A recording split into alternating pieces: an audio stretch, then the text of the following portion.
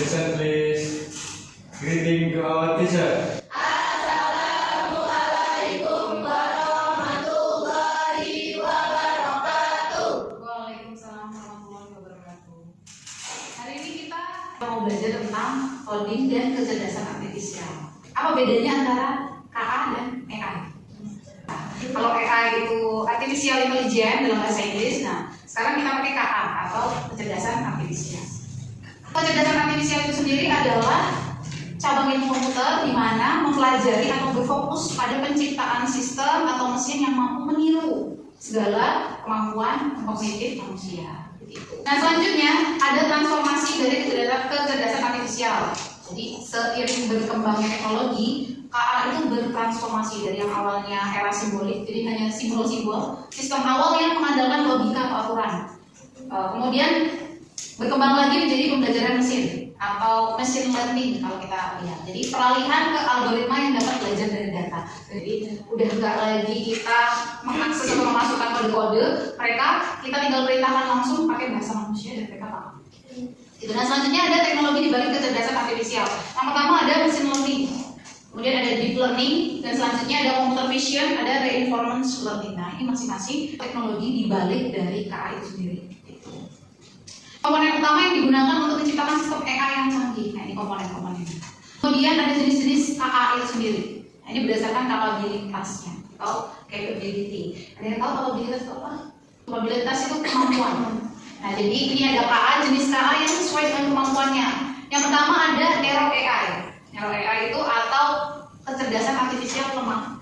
Di mana jenis ini tuh hanya bisa mengerjakan satu tugas saja. Contoh kalau di chef atau di bagian masak, dia tugasnya hanya motong-motong aja. Dia nggak bisa mengerjakan hal lain. Gitu. Nah ini untuk yang narrow AI. Terus kemudian ada yang AI kuat atau general AI. Nah ini ada AI yang kemampuannya itu nggak hanya satu tugas saja. Gitu. Jadi berpikir dan bertindaknya layaknya manusia. Nah yang selanjutnya ada super intelligent AI, super AI atau biasa kita sebutnya super AI. Kecerdasan artifisialnya lebih tinggi yang mampu melampaui kemampuan kognitif manusia di berbagai bidang. Salah satu contohnya itu di bidang kesehatan.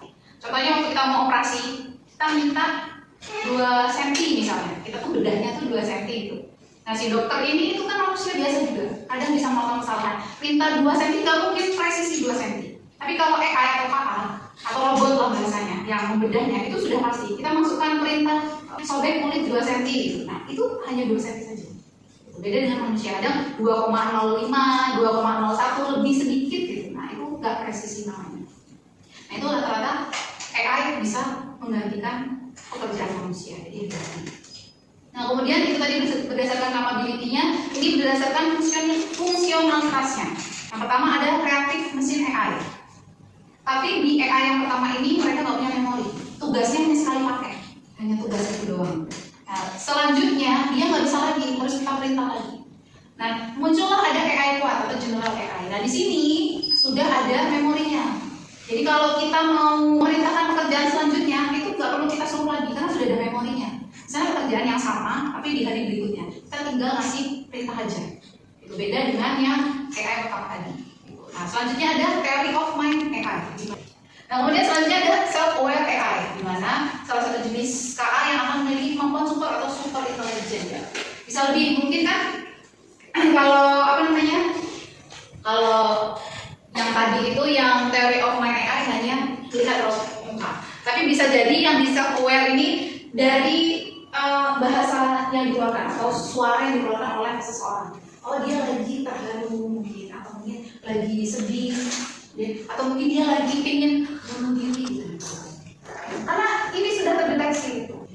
Nah ini ada penerapan kecerdasan artifisial. Salah satunya tadi sudah saya bahas di kesehatan. Bidang kesehatan, kemudian ada keuangan, ada transportasi. Kalau kesehatan kan salah satunya tadi ya dokter bedah gitu, bisa tergantikan oleh AI. Nah gimana kalau keuangan? Kira-kira menurut teman-teman apa nih?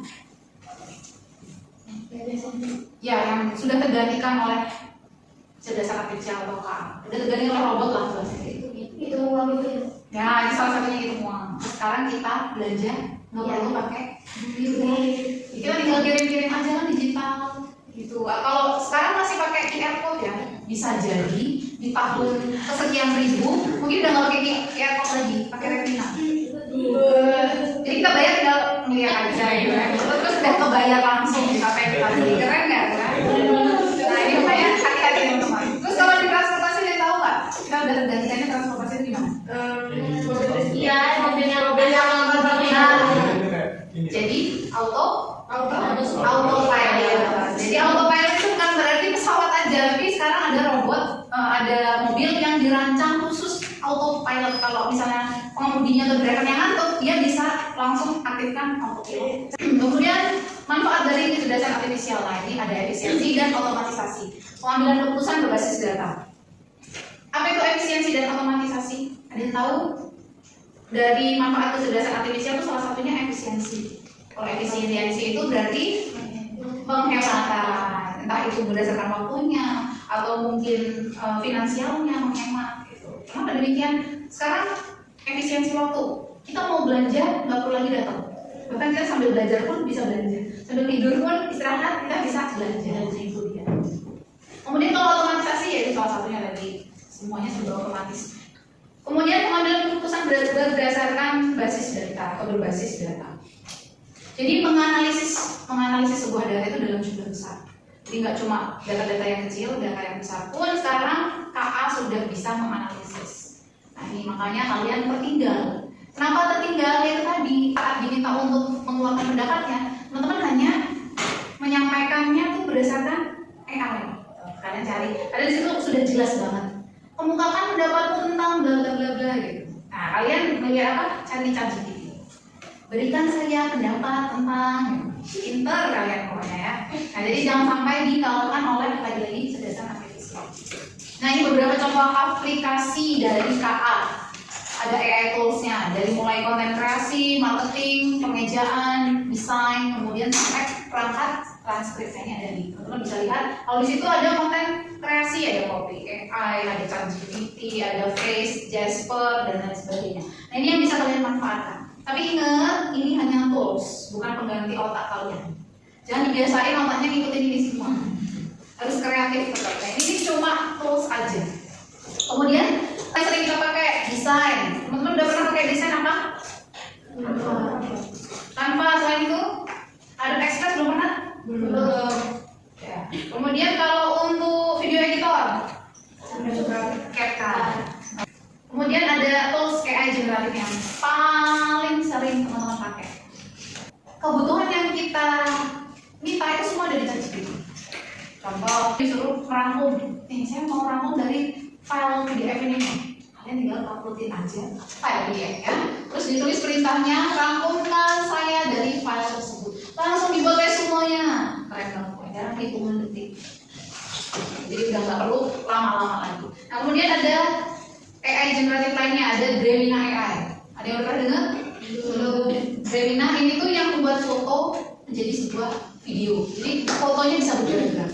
Makanya kalau kalian pernah lihat foto di TikTok atau di Instagram, tiba-tiba dia berpelukan sama sebelahnya, fotonya. Nah itu bisa pakai Dremina. Nah ini Dremina ini kita sambungkan ke CapCut. Nah ini ada Suno AI. Ada yang tahu Suno AI? Pernah dengar? Buat lagu, aransemen lagu. Kita buat promnya dulu, ini kan saya lagu galau di ChatGPT itu dibuat teks atau naskah lagunya. Terus liriknya, naskah tersebut kita kopikan ke Suno AI. Buatkan saya aransemen lagu galau dari teks berikut. Oke, nanti jadi, benar-benar jadi lagu. Keren kan? Kalian udah nggak usah mikir lagi buat banyak alat beli untuk mengaransemen, pakai Suno udah jadi. Bahkan suaranya mau suara laki-laki, atau mau suara perempuan.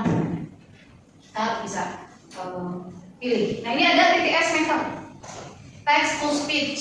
Jadi teknologi yang mengubah teks tertulis menjadi ucapan yang dapat didengar. Pernah tahu iklan yang dia buat obat untuk jual obat?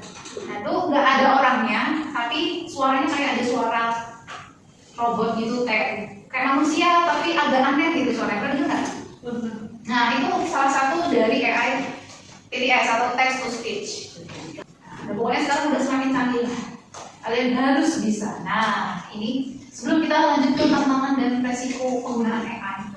Dari jenis-jenis AI yang sudah saya sampaikan tadi, yang ditanyakan?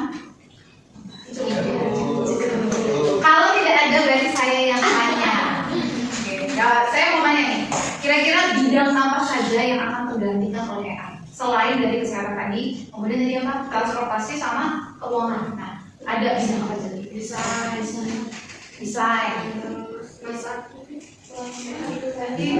Oh iya, oke.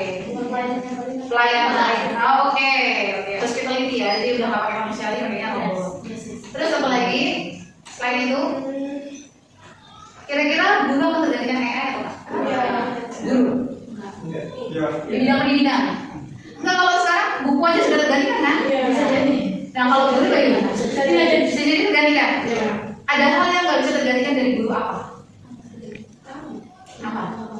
Ngomong, AI bisa ngomong. Enggak, yang nggak bisa tergantikan dari guru apa? Kalau kepintarannya jelas pintar ChatGPT, di luar kepala mereka. Kalau guru masih manusia bisa lupa, tapi kalau ChatGPT jangan pernah lupa.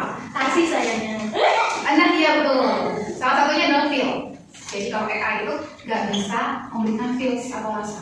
Tapi kalau guru, kalau memang kemampuan sudah tergantikan oleh AI, berarti apa yang nggak bisa tergantikan? Itu feelsnya atau rasanya.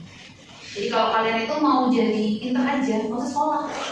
Pakai ChatGPT pinter, mau bisa apa aja semua sekarang gampang. Tapi kalau kalian mau jadi baik, maka sekolah. Karena AI atau KA itu tidak bisa mendidik kalian menjadi orang yang baik. Guru itu kalau masuk ke kelas itu ada vibes-nya, vibes. Atmosfernya itu kalau udah masuk satu guru ini, atmosfernya beda gitu. Pokoknya kalau ibu yang masuk, semangat. Atau kalau ibu yang masuk, mantep deh. Kalau Bu Sari yang masuk tidur aku semua, gitu ya. Nah, itu udah pada mulai memejamkan mata, mulai Bu Sari ngomong, kenapa? Karena suaranya itu lembut, menenangkan, jadi tenang. Jadi pengen tidur bawaannya. Bagus. Nah, ini tantangan dan resikonya. Salah satunya adalah etika dan bias algoritma. Jadi mencerminkan bias yang ada dalam data yang digunakan untuk melatihnya. Jika data yang digunakan memiliki bias, hasil dari AI juga akan bias. Jadi data yang kita masukkan atau kode-kode yang kita masukkan di AI itu bisa menjadi bias. Contohnya, kadang itu yang saya pernah sampaikan bahwa pencipta AI itu benci banget sama pengguna Indonesia.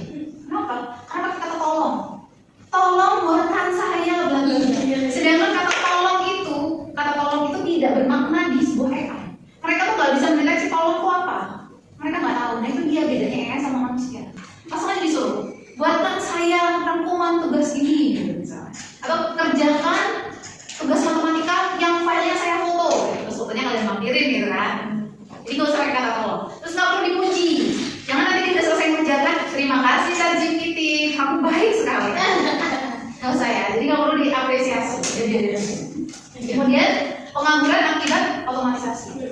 Saking semuanya sudah menggunakan robot sekarang, hati-hati, cari kerja susah. Jadi pengangguran. Makanya kalau sudah dapat nggak usah ngeluh, nggak usah pilih-pilih. Ya. Kemudian ketergantungan pada teknologi. Nah, ini yang paling banyak kita rasakan. Kita tuh nggak bisa lepas dari ChatGPT. Semua mau pertanyaan apapun, mau solusi apapun, bahkan cuma buat ngecat kepala sekolahnya aja kalian pakai ChatGPT. Buatkan saya izin pada kepala sekolah untuk disampaikan di WA. Pakai ChatGPT, karena sudah terbiasa makanya jadi nggak mau mikir bahasanya gitu. Sampai ada.